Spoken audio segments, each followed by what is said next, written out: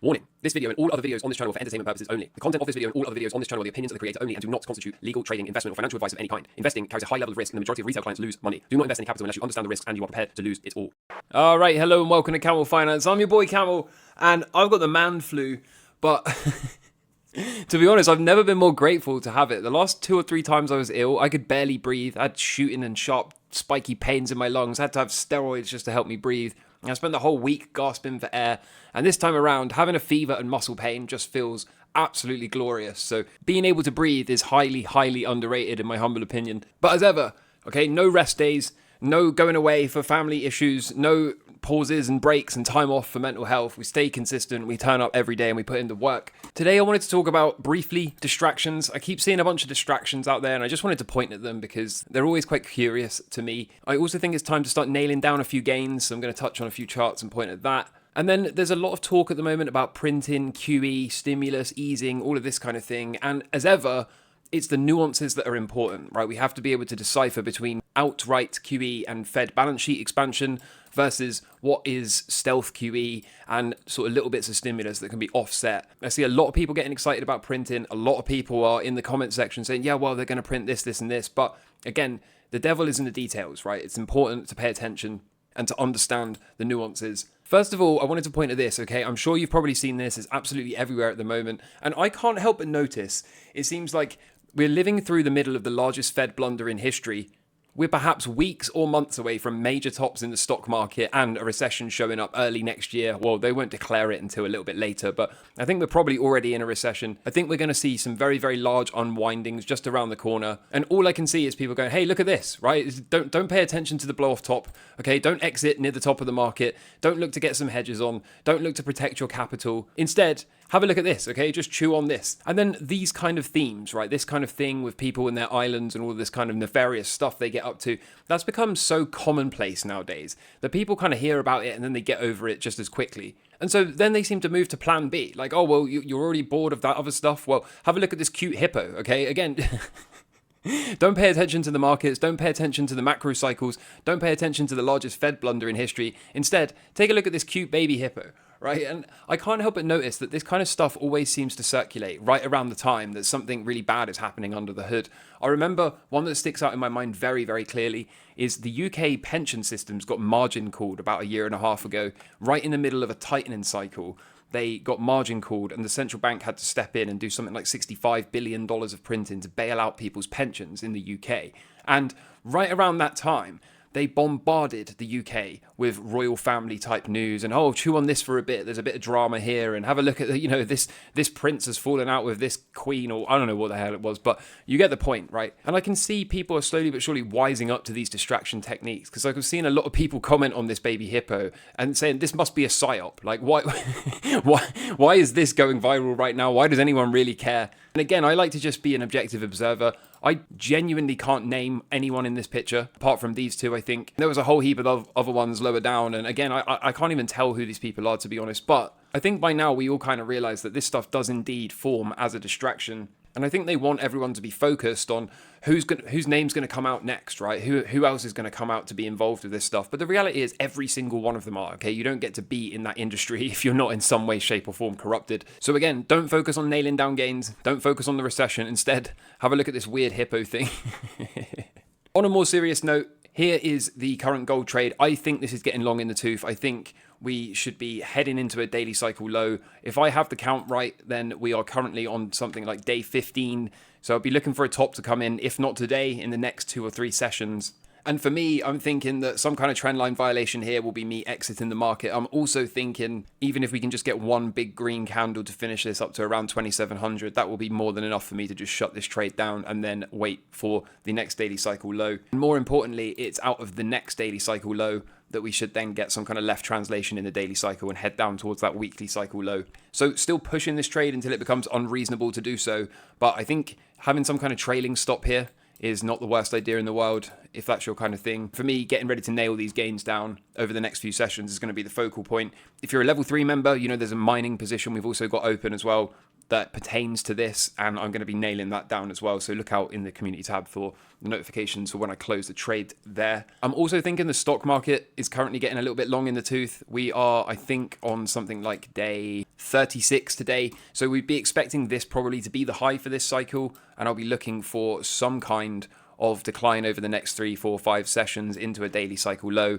And then I think I'm going to be looking to add one final long. I'll move the stop up from here underneath wherever that next position goes. And then the focus will be on pushing those next trades as high up as we can, getting ready again to nail down the gains on the third angle violation. The exact same thing is true of the Dow. Some kind of pullback here is expected, but then again, looking to add, looking to squeeze the stops up, and looking to sell third and final angle violations as and when they occur. So that's the focus for me at the moment. And then the next thing I wanted to talk about is printing and QE. An awful lot of people seem to be getting this wrong. It's very easy if you're a YouTuber or a influencer, whatever you want to call it. It's very easy to say, printer's coming, okay? Liquidity's just increased, or China is just going big on stimulus. So that must mean, right? That must mean that everything is going to go to the moon now. Those kind of tweets are quite lazy and they garner a lot of attention because people don't understand the nuances. You can see tweets like this, okay, which frankly are quite intellectually dishonest. China just went all in on stimulus, sending Chinese stocks 4% higher. Okay, great. But as you can see, 4% higher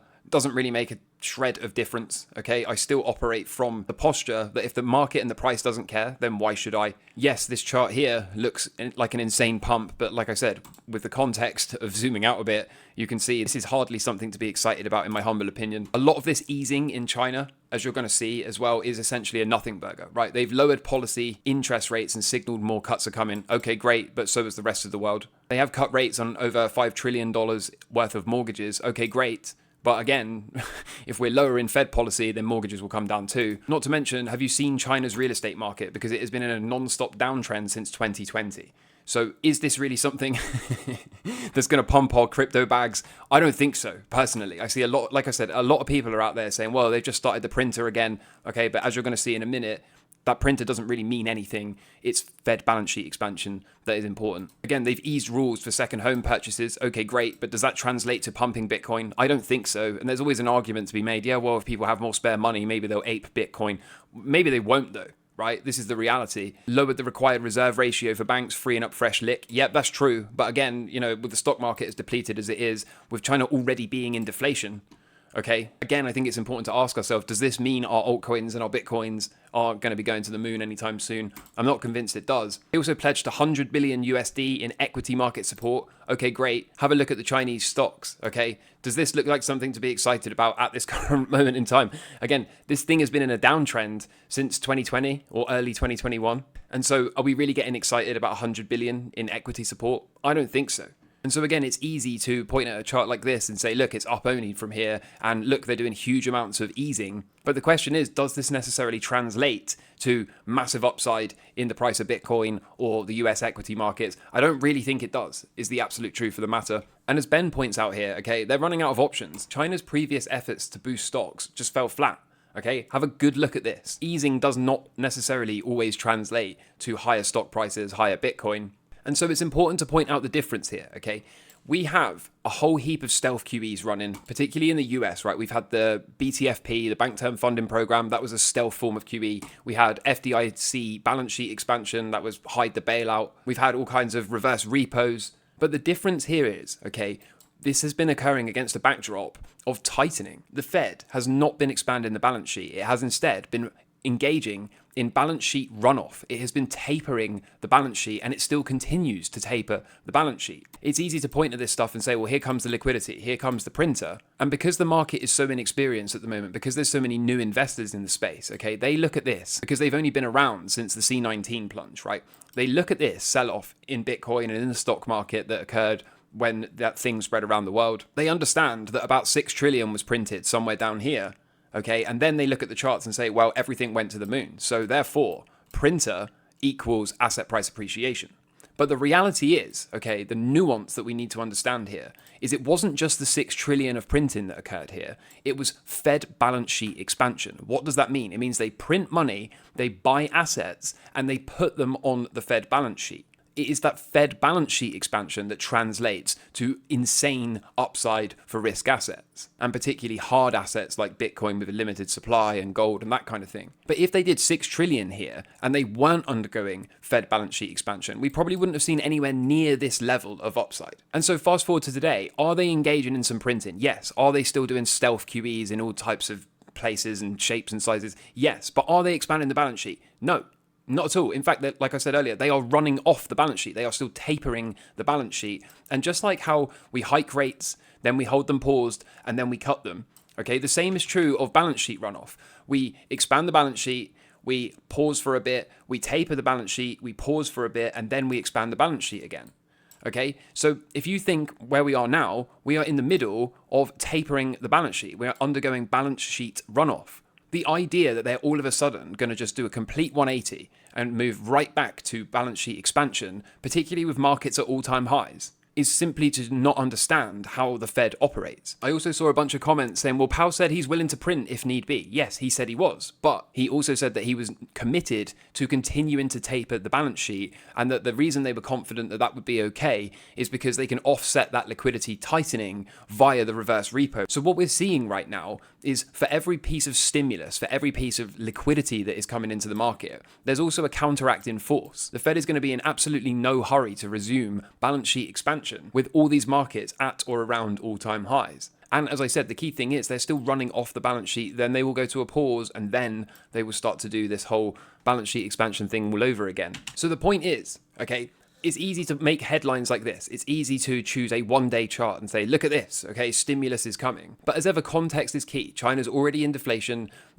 The real estate market is completely kaput. Their stock market is completely destroyed. And so the reality is this is hardly going to put a dent in the current state of the US equity markets or Bitcoin. I know it sounds cool, it sounds good, it sounds bullish, it's exciting. Oh, they've just turned the printers back on and we know what happens. But again, this right here, this big run up, is not a result of printing money. Okay, yes, printing money causes debasement, and yes, asset prices move up, or rather the currency moves down against the asset prices when we see debasement, but this is a direct result of Fed balance sheet expansion or outright QE.